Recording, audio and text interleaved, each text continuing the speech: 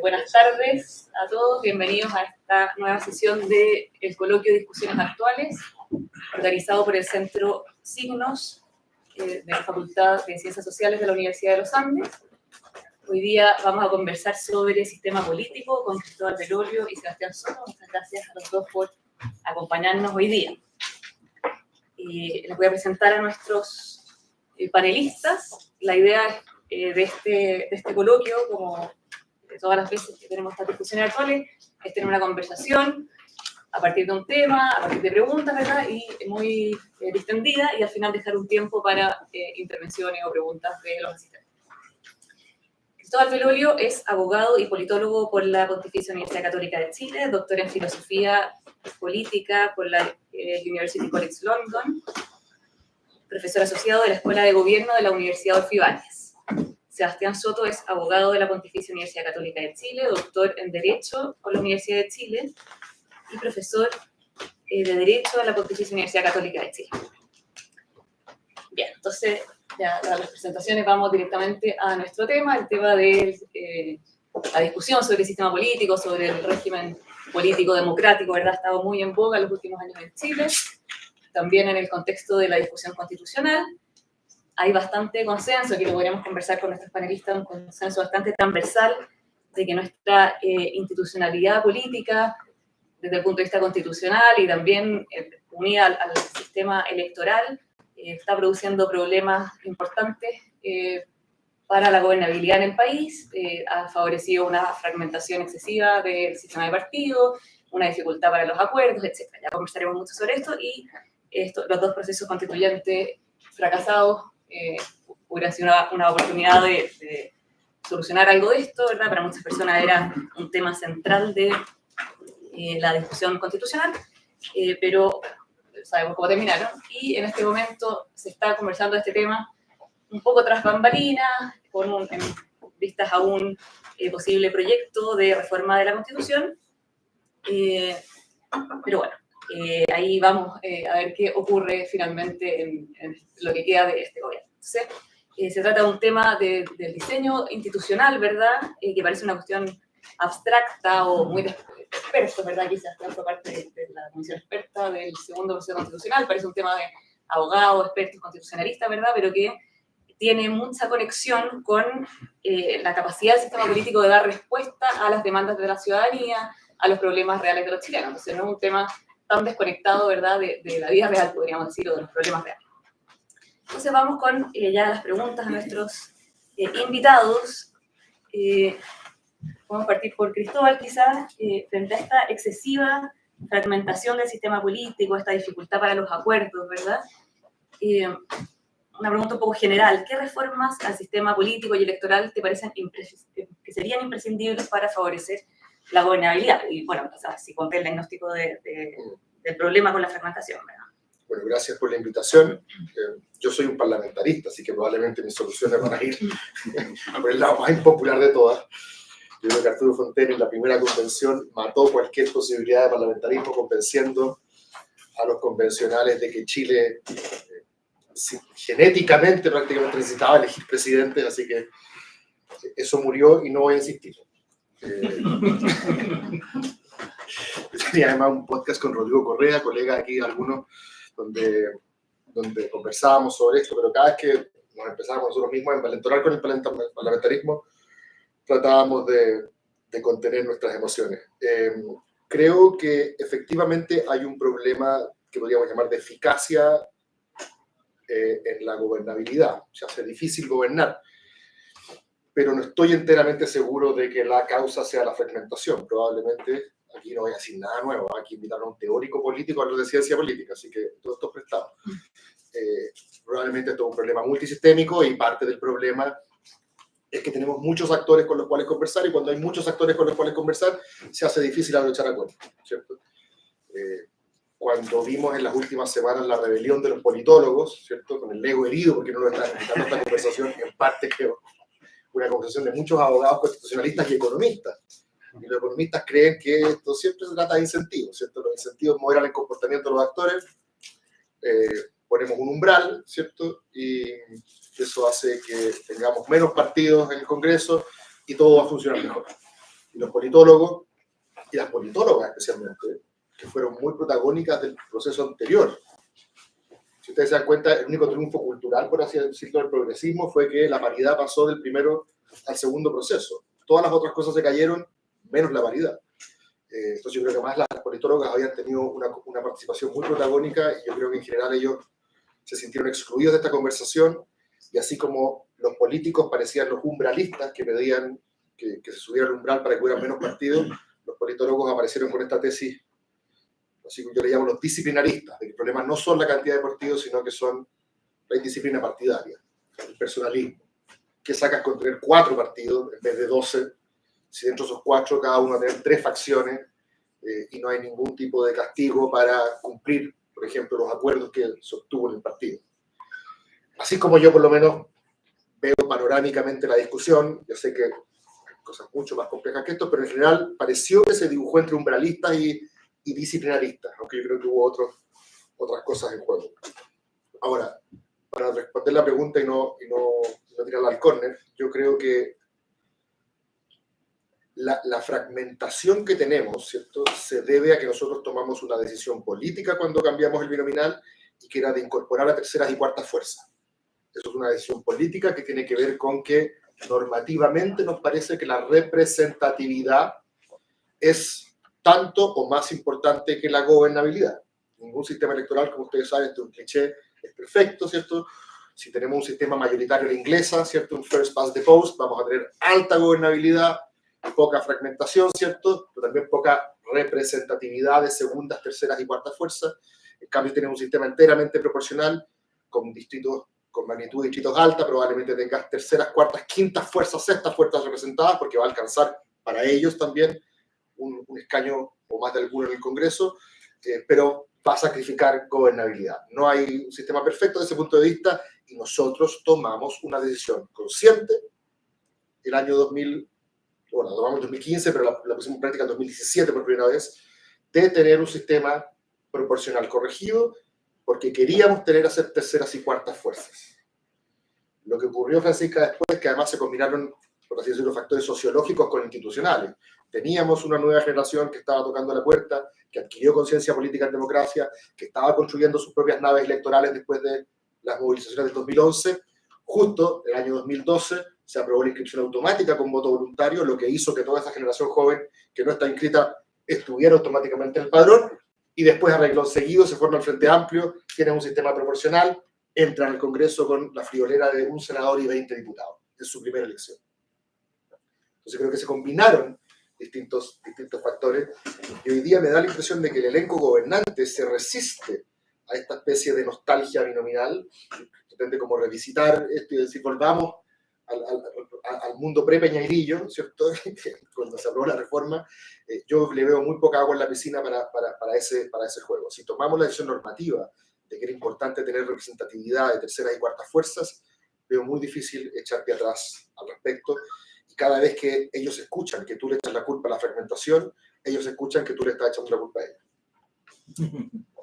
¿Cómo ves tú la relación entre fragmentación y problema de gobernabilidad, y qué soluciones te parecen las más pertinentes?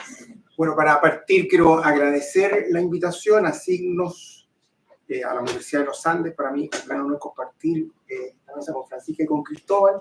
Quiero decir que yo creo que llegó la hora de los teóricos más que de los constitucionalistas. Los constitucionalistas llevamos 15 años metiendo la pata. Entonces aléjate, cáliz, de nosotros. Claro, yo creo que ya es bueno que dejemos de creer que la Constitución es el problema y la solución de todas nuestras enfermedades. Pero aún así, todavía tenemos alguna voz. Y yo quisiera aproximarme a la pregunta en 2 perspectivas. La primera es que efectivamente tenemos una enfermedad en el sistema político. Esa puede ser la fragmentación, 21 movimientos en el Congreso. Esa puede ser la indisciplina, el discolaje, no es necesario ejemplificarla. Esa también puede ser la ausencia de mecanismos de coordinación en nuestro régimen de gobierno y de cooperación entre el Ejecutivo y el Congreso, que son efectivamente reglas, muchas de ellas abordadas en las propuestas constitucionales, algunas mejores, algunas peores, pero que podremos discutir. Yo creo que el sistema de partidos, un sistema de partidos que en Chile era la columna vertebral de nuestro sistema político ha perdido la fuerza para mediar, se ha distanciado por las razones chilenas y de la política internacional. Es decir, tenemos una serie de enfermedades y creo que para esas enfermedades del sistema político hay remedios.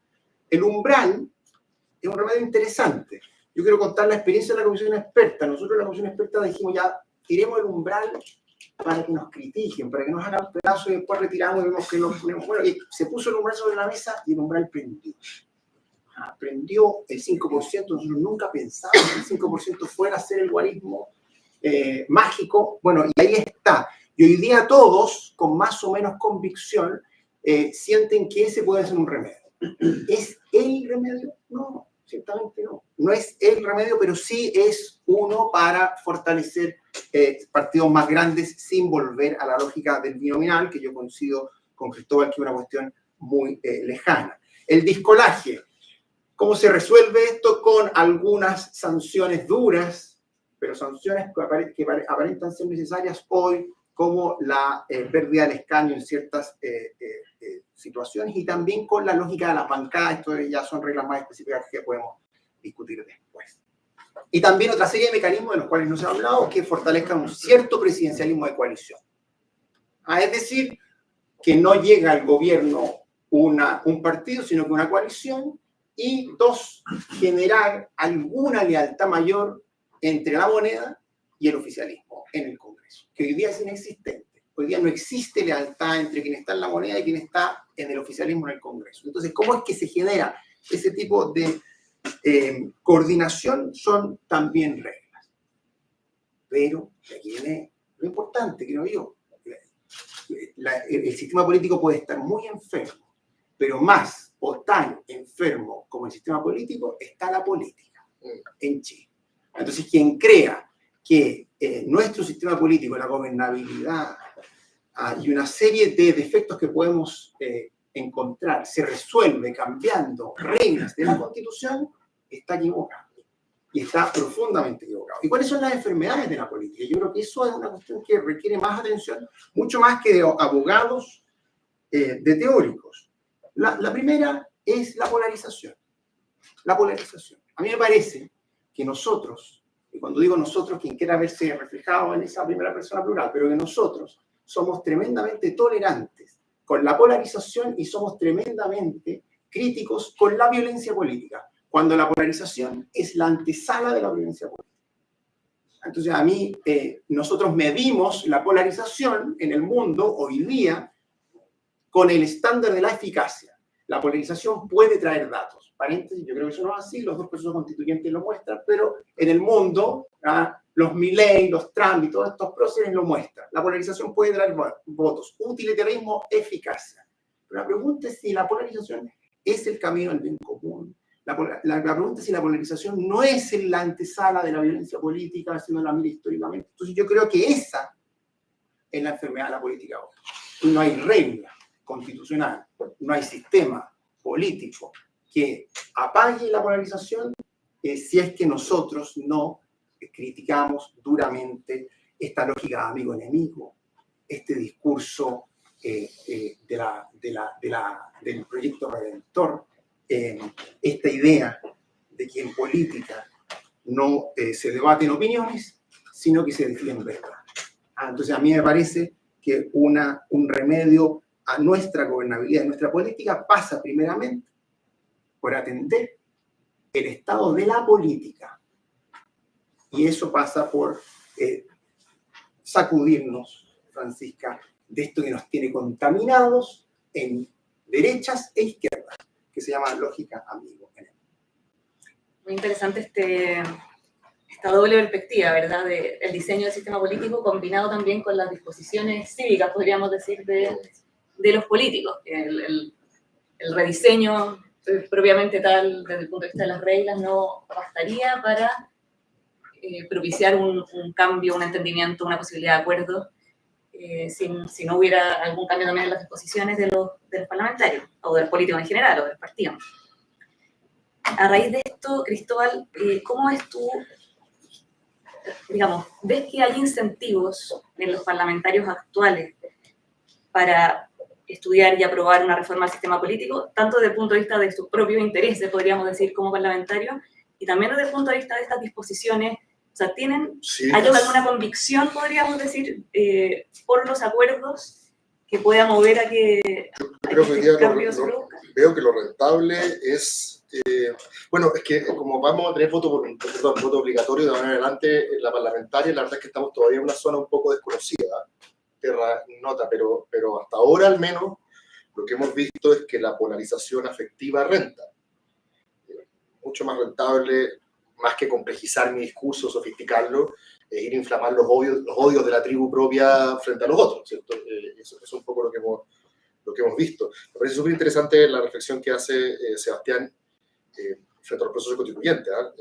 Sebastián Soto aquí presente es un caso bastante especial porque trató de combatir esto desde su propia tribu. De hecho, su discurso al final en el Consejo yo creo que va a quedar en los anales, no por este homenaje, ¿cierto? No pedido, pero va a quedar en los anales de cómo creo que se debió encarar, con qué espíritu se debió encarar el proceso constituyente.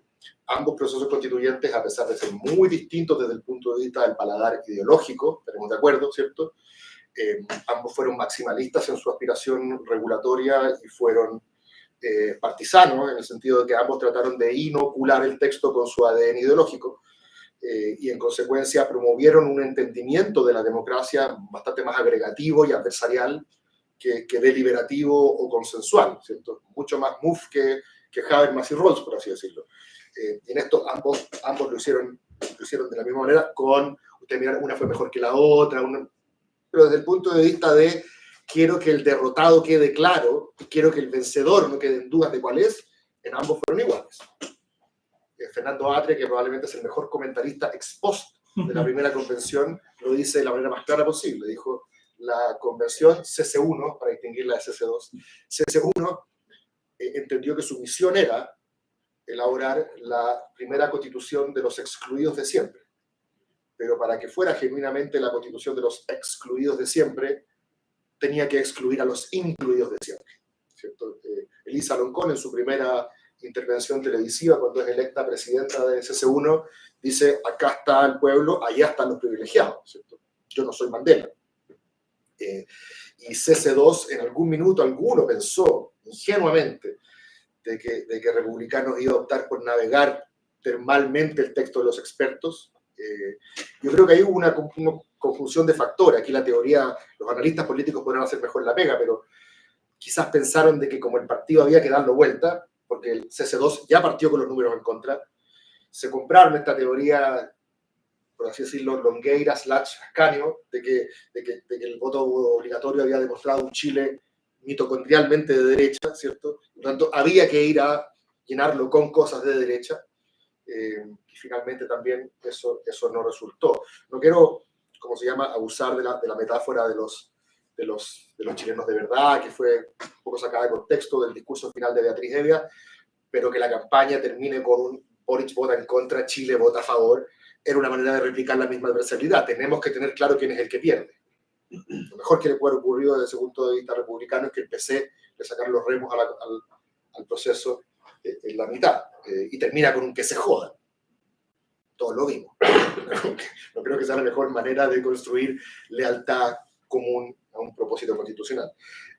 Pero me da la impresión de que sigue siendo muy rentable. Y hay otro factor que mencionó Sebastián respecto a la polarización afectiva, que no es la misma que la polarización ideológica.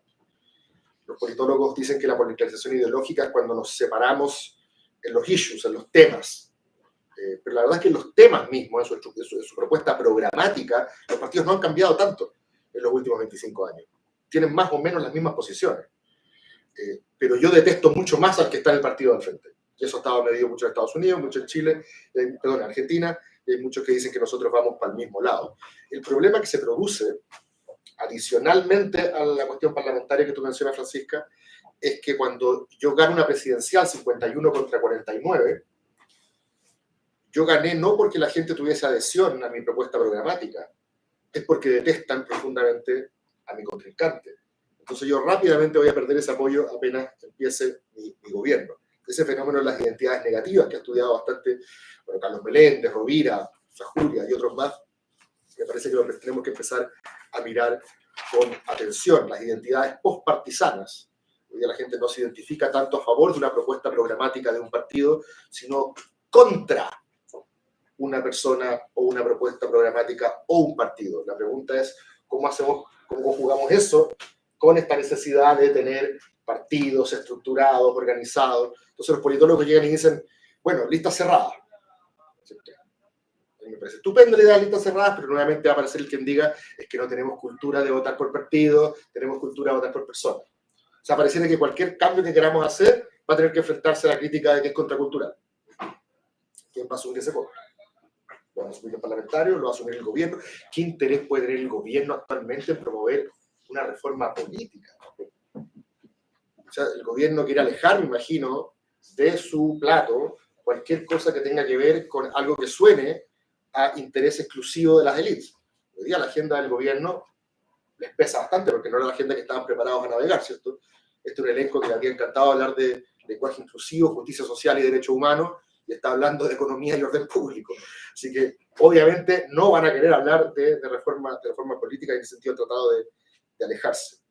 Pero sí, para terminar, creo que ese cambio de espíritu cívico que menciona Sebastián es crucial. Y yo aquí no me quiero poner, ¿cómo se llama? Esotérico, espiritual, ¿cierto? Pero aquí tenemos una carrera armamentista, ¿cierto? Que yo no sé quién le va a poner el cascabel al gato. Además, un ciclo oposicionista que favorece que el que está en contra vaya a derrumbar del día uno al que está en el poder, ¿cierto? Y veo pocos incentivos para que se cambie, salvo que se produzca algún tipo de revolución espiritual, perdón por ponerlo en estos términos, pero te pongo un ejemplo, y en esto las redes sociales lo único que han hecho ha sido activar un mecanismo ancestral, ¿cierto? No han inventado nada nuevo, que es el hecho de juntarte con tu tribu y tener claro dónde perteneces y dónde no. Y para tener claro dónde perteneces, te conviene cognitivamente, mucho más económico cognitivamente, pensar que el que está al frente es un inmoral. Y ustedes que conocen más que yo de calidad interpretativa, que es un principio cristiano, ¿cierto? Se darán cuenta de que se trata exactamente de lo contrario, ¿cierto? De salvar antes que de condenar la proposición del prójimo. Y hoy día la política chilena se basa justamente en que mi primera actitud es condenar antes que salvar la proposición del prójimo. Yo no sé cómo podría operar un cambio en esa dimensión. No lo veo plausible porque veo que los incentivos de los actores hoy día están en otro lado. Muchas gracias. Sebastián, tú mencionabas que obviamente esto no se trata solamente de modificar las reglas, pero también las reglas son importantes y que pueden favorecer la gobernabilidad y el diálogo, ¿verdad? O los acuerdos, sin anular el conflicto político que siempre va a estar, ¿verdad? Pero procesándolo, permitiendo una tensión creativa, no sé cómo decirlo. Y se podrían hacer tantas cosas, ¿verdad? El umbral del 5% de la votación nacional para que un partido pueda acceder al Congreso, o quitar el escaño a los que renuncian a sus partidos, alinear, han dicho algunos, la elección presidencial con la elección parlamentaria, de manera de que haya vínculos ahí entre el oficialismo en el Congreso y en el Ejecutivo, ¿verdad? Bueno, hay muchos mecanismos posibles, y hay personas constitucionalistas, ¿verdad? Incluso algún profesor de la Chile que han dicho que ese podría ser el legado de este gobierno si quisiera, ¿verdad? Intentar destrabar esto de algún modo favoreciendo esa reforma. ¿Cómo ves tú, por una parte, los incentivos que tiene el Congreso para hacerlo y también el presidente y el Ejecutivo en general, ¿verdad? Para jugársela por esto en un momento como este? ¿O estás de acuerdo con Cristóbal en que en realidad sí, no tiene ningún incentivo en jugársela por una reforma política, cuando eso puede ser leído como algo muy referido a sus propios intereses? Yo, Francisca, voy a contestar esa pregunta, pero quiero colgarme de lo último que dijo Cristóbal, que me parece que es muy sugerente. Con esta idea del otro como inmoral que se ha instalado aquí hace un buen tiempo.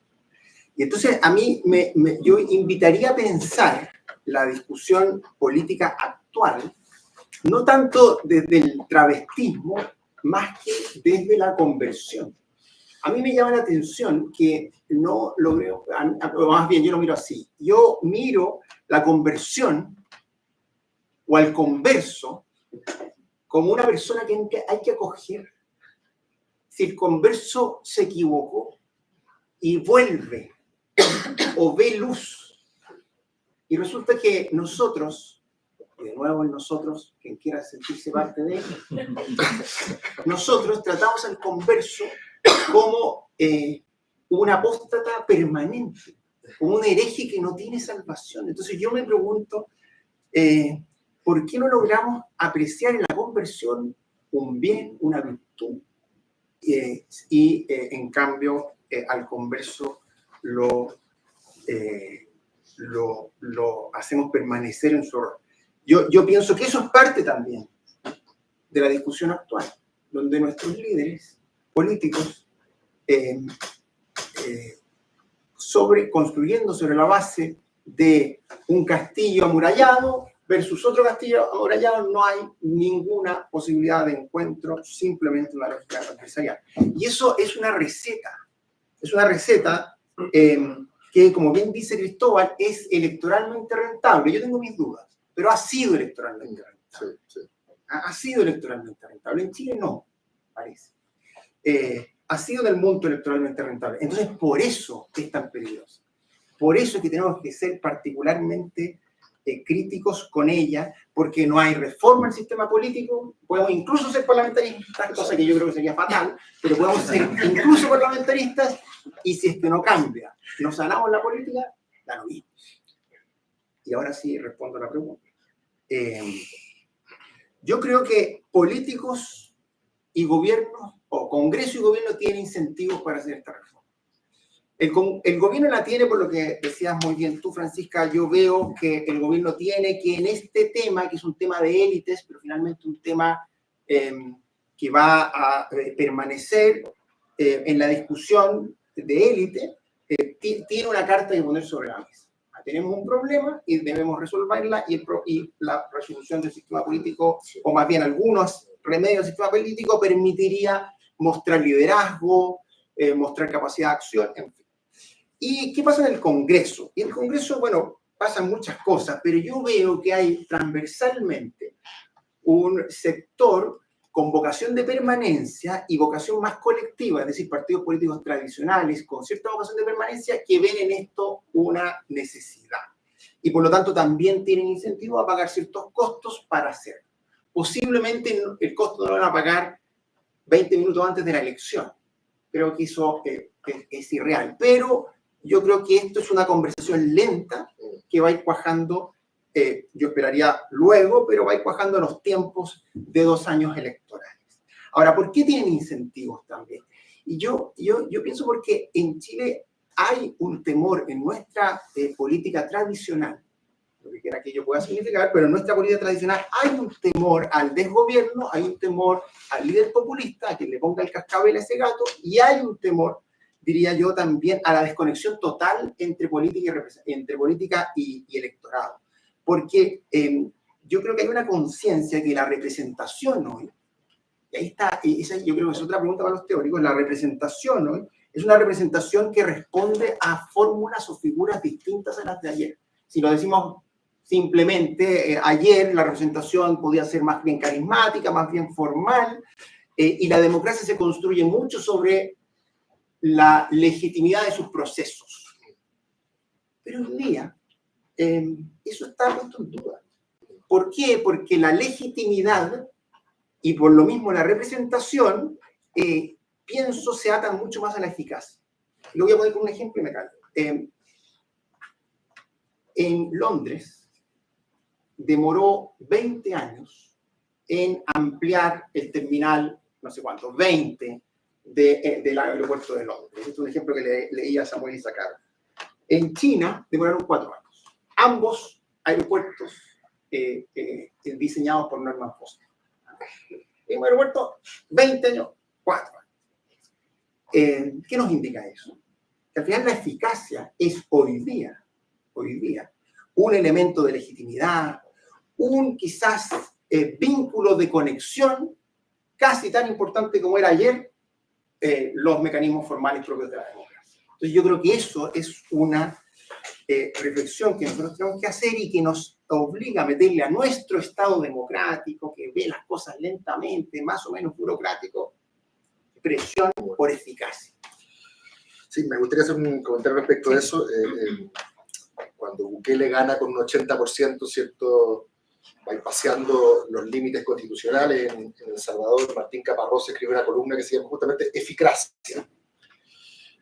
Como el gobierno donde las cosas se hacen, y no es tan relevante cuáles sean los procedimientos, ¿cierto?, que legitiman eso, más allá de que las cosas finalmente resultan. Y en materia probablemente de orden público, de seguridad, de mano dura, por un lado, y en materia de economía, por otro, a propósito de toda esta discusión que estamos escuchando en el último tiempo sobre si hay una crisis en la democracia o no, erosión democrática, seguramente todos ustedes la han percibido, ¿cierto? Esta especie como de pesimismo que hemos caído en el último tiempo de que la democracia no estaría funcionando bien, estaría en una especie de regresión, ¿cierto?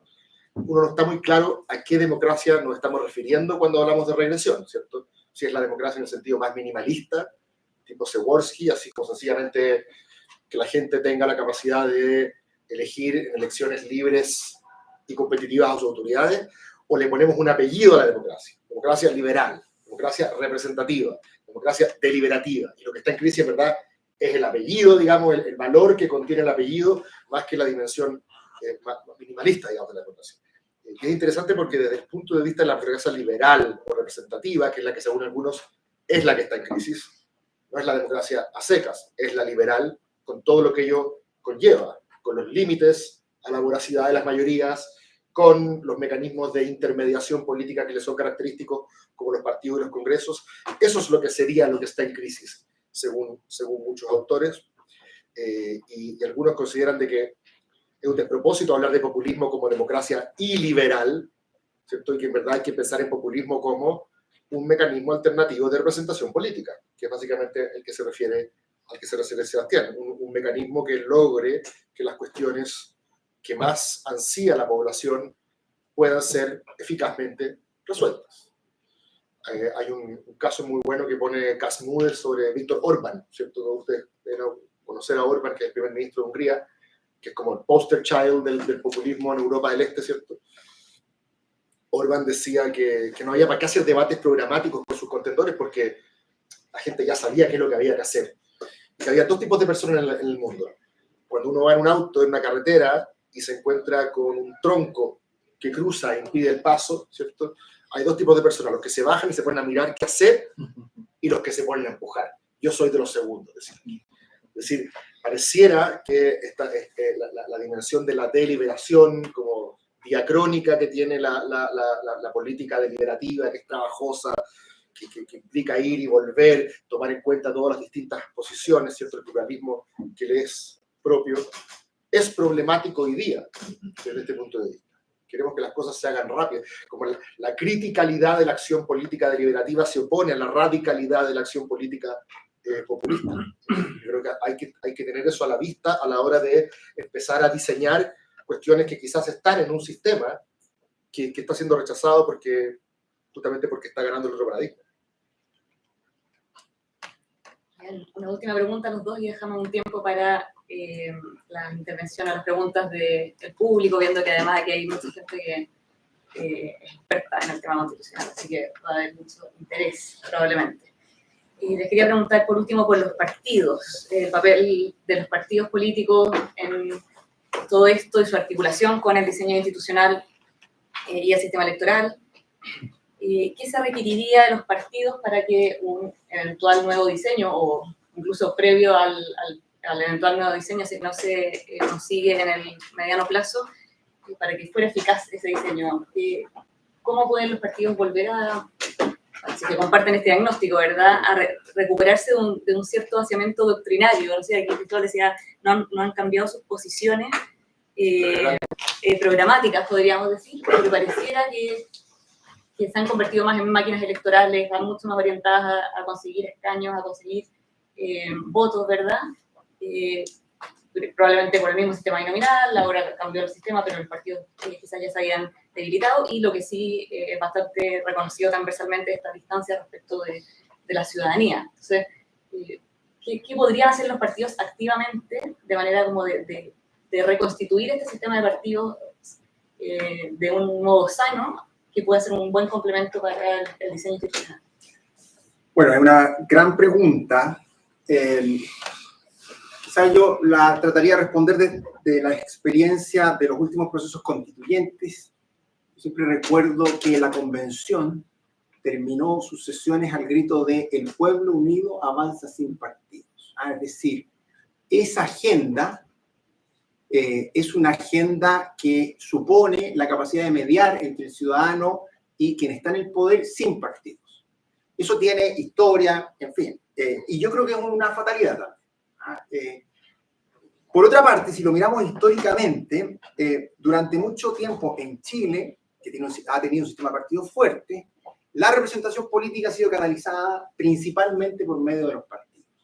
Pero posiblemente eso también es hoy día muy difícil por el modo como las instituciones mediadoras se superponen. Entonces, los partidos políticos ya no son lo que quizás fueron los partidos políticos en la época de mis padres. Mi padre militaba y los fines de semana iba al partido. ¿Cómo es que eso puede a alguien pasársele por la cabeza? Eso yo creo que hoy es poco probable. Entonces, ¿de qué modo? La pregunta debiera ser, ¿de qué modo los partidos políticos que son esenciales para democracias con contrapeso, en fin, democracias representativas, que son al menos las que creo yo son las exitosas, ¿de qué modo esos partidos políticos logran mediar sin canalizar exclusivamente, es decir, compitiendo con otras instituciones mediadoras de la sociedad civil y administrando el poder? Entonces, mi aproximación es que esa mediación requiere mucha más conexión con la ciudadanía en agendas menos ideológicas. Si hoy día el ancho de banda de la distancia ideológica es menor al de los 60, o sea, en los 60, entre dos individuos de posiciones políticas distintas, había más separación de la que hay hoy día, es mi convicción. Ideológica. Ideológica, ciertamente. Ideológica, claro, porque afectiva puede ser distinto, pero ideológica.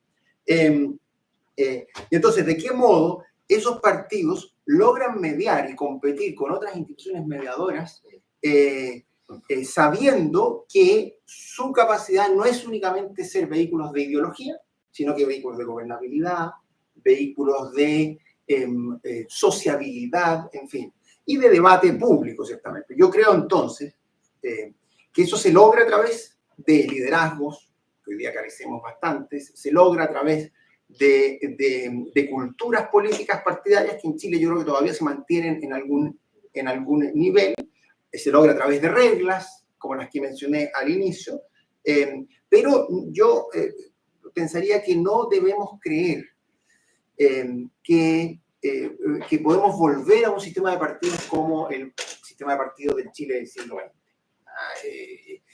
Y pienso que deberíamos enfrentarnos a los próximos 30 años con esta ambigüedad. No sé si soy tan específico y probablemente no lo soy porque no tengo del todo claro cómo es que construimos ese nuevo espacio donde el partido político enfrenta su rol.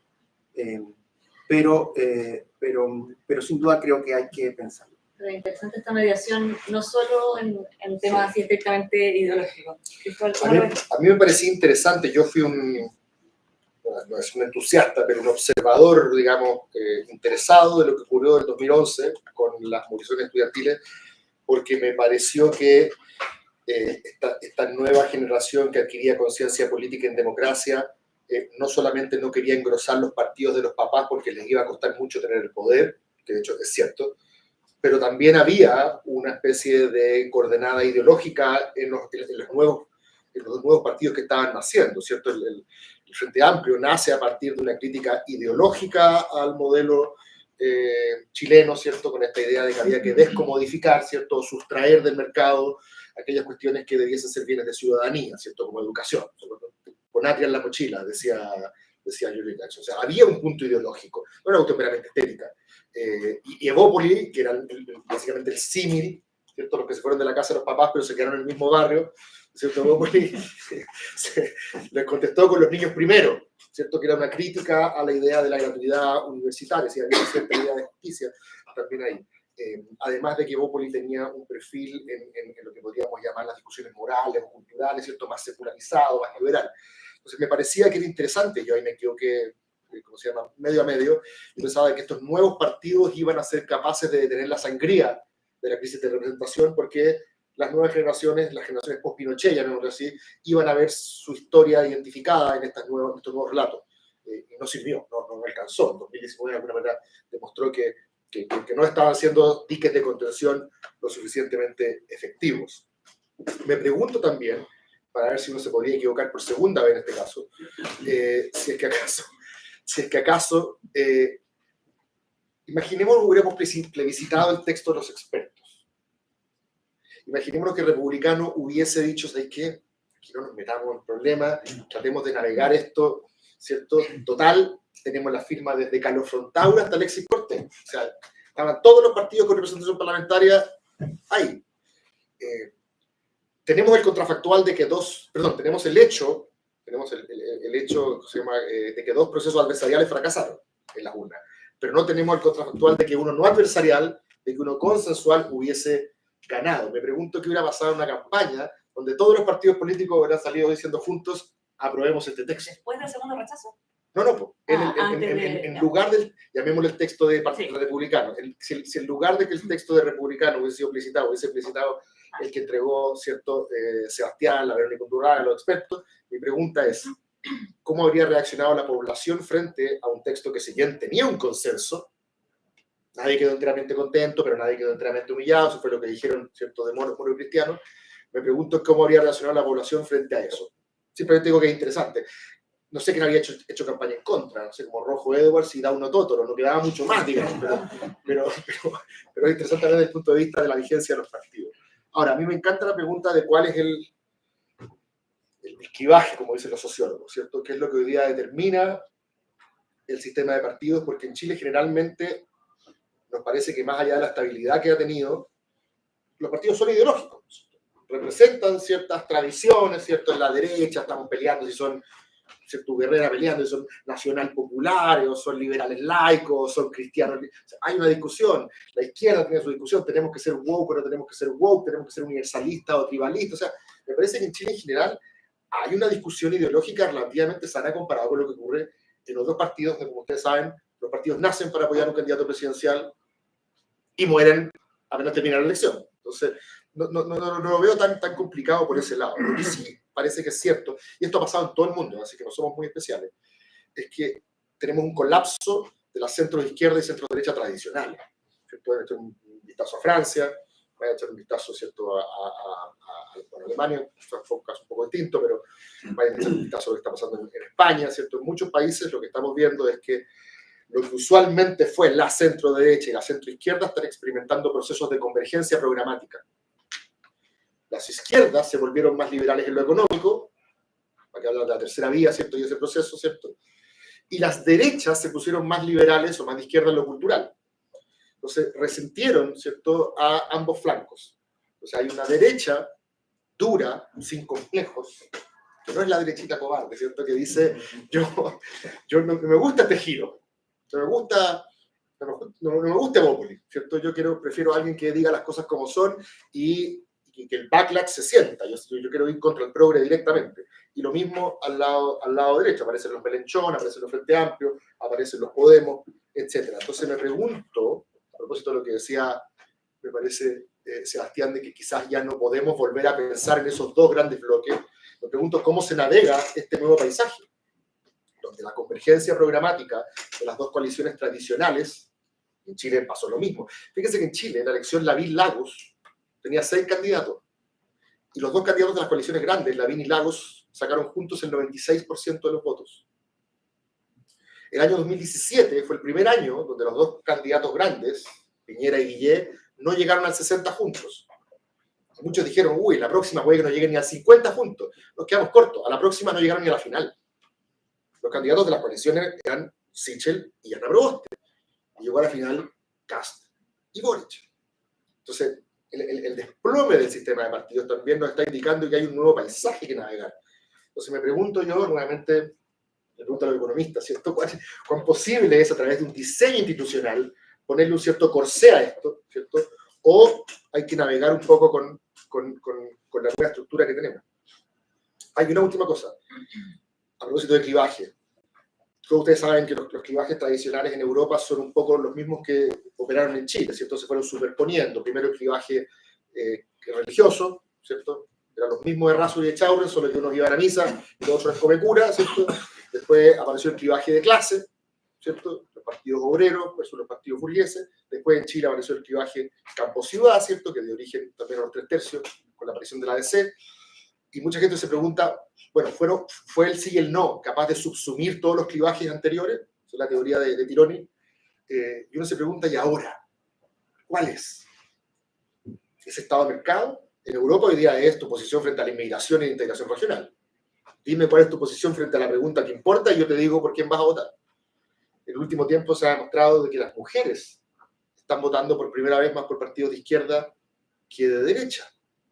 Estados Unidos, Inglaterra, Alemania, Corea del Sur, ¿para qué habla Argentina?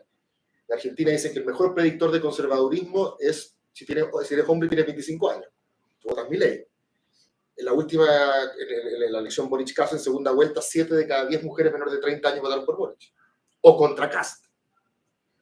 Entonces, el 17D, todo tiene nombre de reforma, el 17D, la último plebiscito constitucional, el 52% de los hombres rechazó y el 59% de las mujeres rechazó, con voto obligatorio, o sea, no es menor la diferencia. Y como algunos dicen que esos son los años impresionables cuando tú fijas tu domicilio político de los de la juventud, me pregunto si no estaremos en presencia de una especie de nuevo clivaje cultural donde las mujeres están votando por la izquierda y los hombres por la derecha. ¿Y qué significa eso también para administrar el sistema de partido? Interesante. Bien, dejaremos estos últimos minutos entonces para preguntas del público. A ver, aquí. Sí. Sí. Sí, para Sebastián Soto, ¿sabes que esta es una pregunta que yo te hice el año pasado en el Centro de Estudios Públicos cuando estabas preparando tu carrera como julio, pero tu grito de respuesta medio evasiva, así que voy a reformular la pregunta para hacer una respuesta más concreta. Hay algo que nadie menciona en el tema del régimen de gobierno que es lo que llamamos el sistema político, y es que en Chile se eligen dos poderes. Cuando uno va a votar, uno vota por poder ejecutivo y legislativo, uno vota por senador, diputado y presidente. Y normalmente eso lleva a puntos muertos, o sea, ¿me entiendes? Como si tú fueras a comprar un auto y te compras, voy a hacer un ejemplo bien, digamos, a ras de piso, pero como cuando tú te compras un auto, tú te compras el auto completo, con motor y caja de cambio. Es como si tú fueras a comprarte la caja de cambio y el motor por separado. Y si no sabes mucho de mecánica de auto, bueno, vas a elegir dos partes que no coinciden. Ese es el problema que tiene el régimen chileno y el presidencial general, y nadie lo menciona. O sea, aquí tenemos aquí internalizado que hay que elegir dos poderes por separado, y si no coinciden o conversan, bueno, es mala suerte, ¿no? Porque es un bloqueo. Y tú mencionabas tangencialmente algo que hablabas de mecanismos como de cooperación o colaboración, no recuerdo ya, entre los poderes, pero aquí en Chile no tenemos ninguno. O sea, por ejemplo, en Estados Unidos, que creo que el único, en América por lo menos, el único régimen presidencial que funciona un poco mejor, por ejemplo, los secretarios, que son los ministros, son confirmados por el Senado. Los embajadores son confirmados por el Senado. En Chile no tenemos nada de eso. O sea, el presidente designa a sus embajadores, sus ministros por cuenta suya, el Senado, la Cámara de Diputados, eligen a sus autoridades por cuenta suya, y bueno, después se tendrán que entender. Pero no hay ninguna vinculación entre los poderes. Entonces, no sé si tú hablas mucho de transparencia, ¿se te ocurre alguna herramienta para lidiar con eso? Vamos a hacer las preguntas ahora y después contestan todas juntas, ¿ya? No sé si hay más preguntas. Ignacio. Sí, es una pregunta más bien práctica, pero ¿es posible hacer, como valerse de la historia de Chile para... Perdón, digan a quién le van a preguntar. Es que es para los dos, porque me parece que los dos lo hicieron, para tener algún tipo de información respecto a los partidos políticos en Chile tradicionalmente fuertes. En el siglo XIX, Santiago tiene menos de 1 millón de personas y no pasa los límites del casco histórico. Y después viene como una crisis hasta el 33, por lo menos, colapso de todos los partidos, se divide el Partido Conservador, República Socialista, las 3 planificaciones globales, dictadura y Partido Nuevo. RN saca algo del Partido Nacional, pero distinto, digamos, es la UDI, y los dos al mismo tiempo han tenido desarrollos particulares. Entonces yo no sé si sirve de algo, como es tan poca la historia, y la historia propiamente democrática, podríamos decir que es solo postdictadura, cuando hay libertad electoral, ¿no? No sé si sirve de algo eso, o es así, genuina la pregunta. Juan Ignacio. Una pregunta porque lo escucho atentamente y lo que escucho no siempre me coincide con lo que yo veo, quizás el mío que soy yo, digamos. Pero o sea, cuando se habla de que la democracia es un sistema que ofrece soluciones lentas, ¿cierto? Pero en realidad lo que estamos viendo hoy, creo yo, en Chile por lo menos, es que es una democracia que no ofrece solución alguna. O sea, no es que sean lentas las soluciones.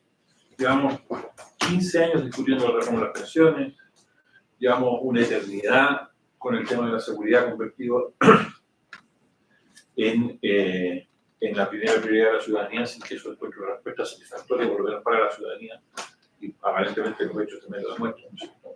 Llevamos temas de salud, el tema de la ISAPRE, digamos, es un tema que el problema de la Corte Suprema, las tablitas, etcétera, es un problema que se alargó por mucho tiempo y ahora resulta que tiene una ley corta que nos ofrece soluciones por 2 o 3 años, sabemos que 2 o 3 años más van a quedar la escoba o no sabemos qué va a pasar. O sea, en definitiva, es sustentable un régimen que no ofrece solución. O sea, hablamos de eficacia, pero un régimen que no ofrece solución alguna para los problemas que son inteligentes y se eternizan, es distinto a un régimen que ofrece soluciones lentas. Ahí hay otra pregunta más. Gracias, Juan Ignacio. Sí, mira, vinculando a la pregunta que hacía el profesor acá y algo que dijo sobre la valoración de la eficacia de Nante Sebastián, la pregunta es si en general la política y la teoría política se hace en base a conceptos. Pero resulta que con los cambios de los tiempos, los conceptos cambian de significado. Entonces, porque los espíritus de los tiempos son distintos, que algo se ha dicho aquí. Entonces, lo que decía en algún momento Sebastián, porque tiendo a estar más de acuerdo un poco con lo que decía Cristóbal. Entonces, por eso la pregunta es para el otro lado. Cuando él dice que le tenemos nosotros ciertos miedos, los consensos, etc., de alguna manera me parece a mí que él enfoca la problemática con los conceptos más tradicionales de siempre. Y eso hace que efectivamente la discusión no avanza, porque al hacer eso, no reconoce. Esto es como cuando una vez la Universidad de Harvard decía que John Adams había sido el primer estudiante de la universidad que había entrado por mérito o que había sido elegido el primer alumno de Derecho por mérito. Como si antes no hubiera habido mérito. Pero el mérito hay desde la antigüedad. Lo que pasa es que cambió el significado, porque lo que ahora se considera meritorio, antes no lo era, antes era otra cosa. Por lo tanto, si los conceptos no reconocen los cambios de los ánimos que tiene la sociedad, ¿cómo va a resolver los problemas?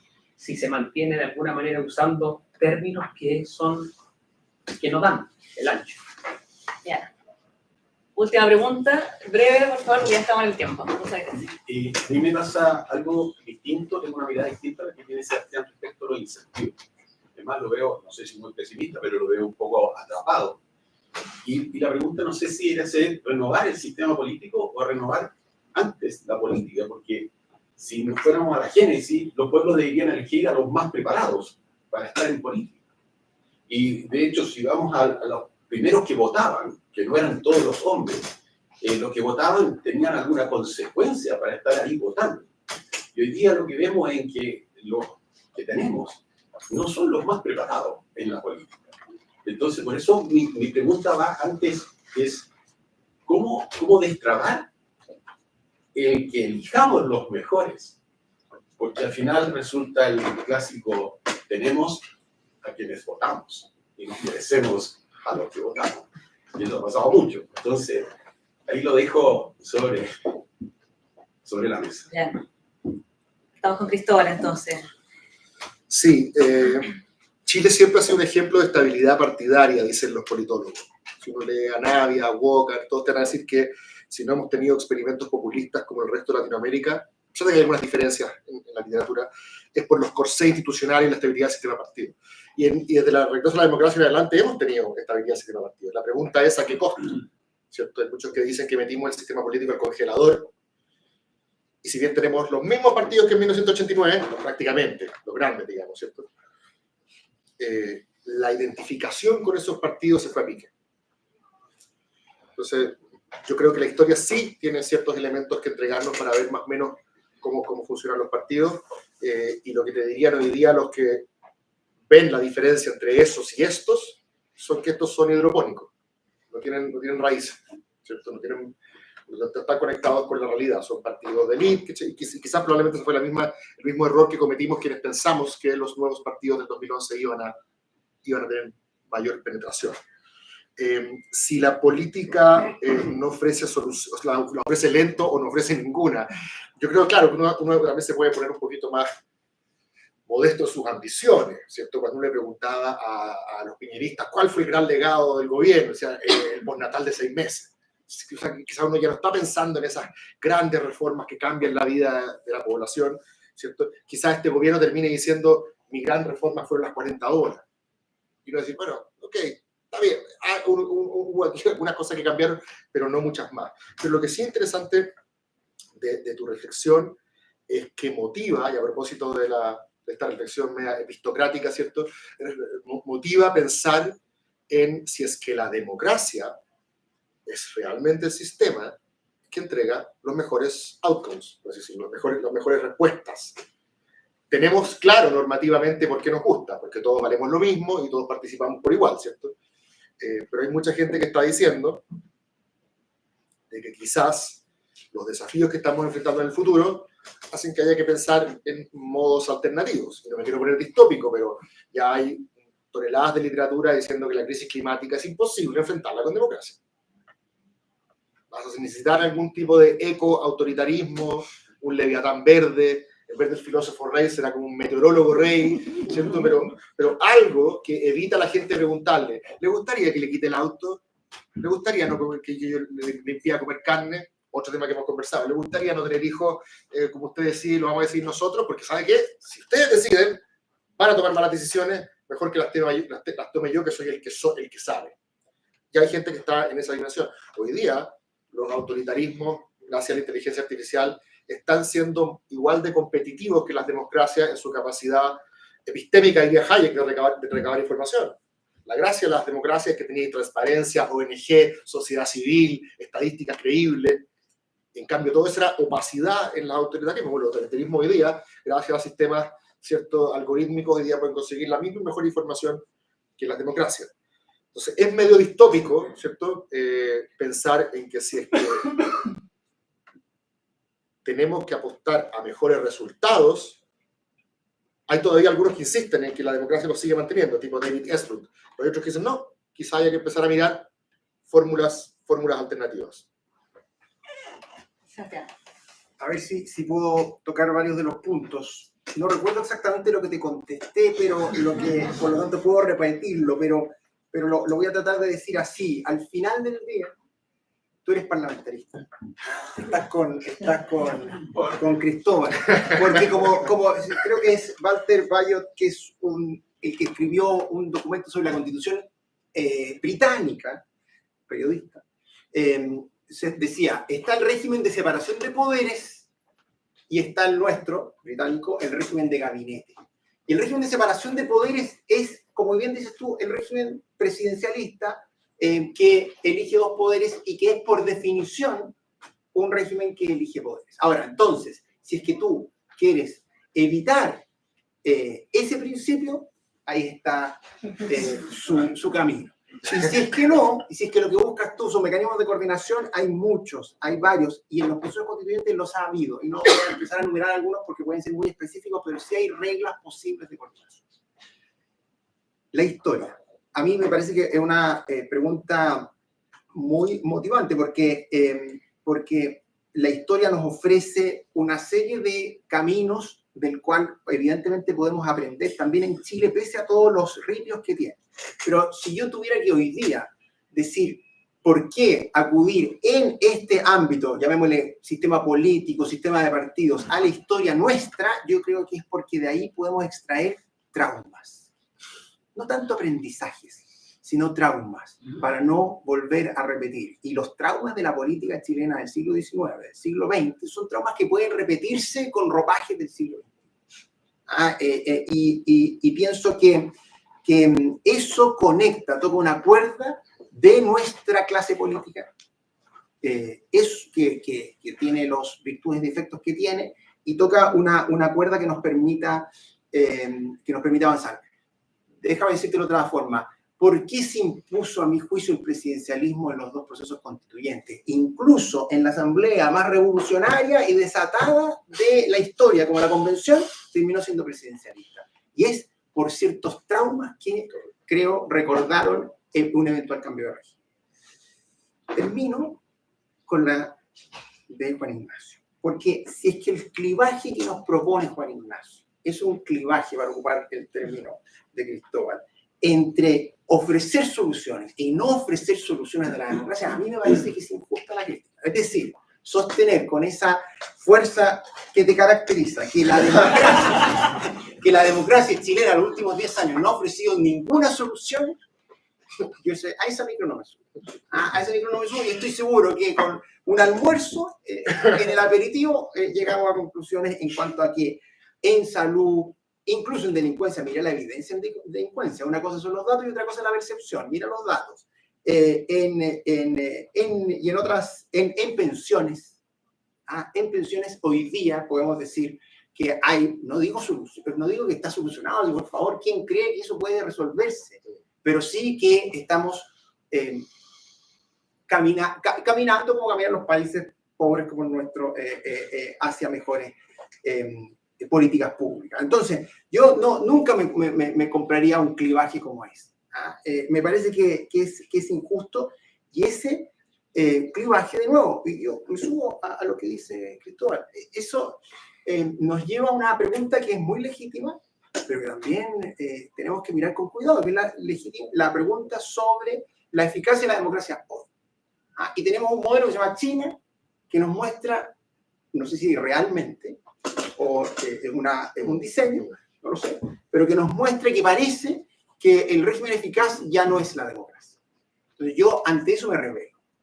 Y por eso entonces también... Te revelas normativamente. Por supuesto. Estás dispuesto a sacrificar las consecuencias para preservar el principio. Por supuesto.